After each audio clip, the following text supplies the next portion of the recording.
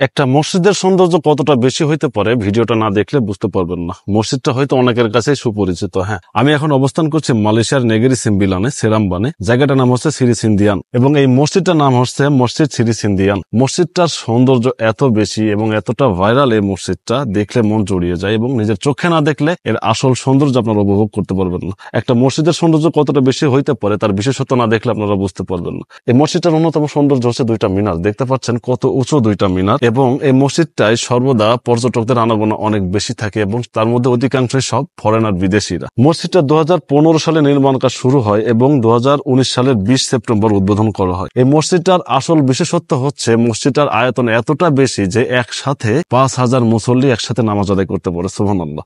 মসজিদটা নির্মাণ করতে খরচ হয়েছে $100 মিলিয়ন।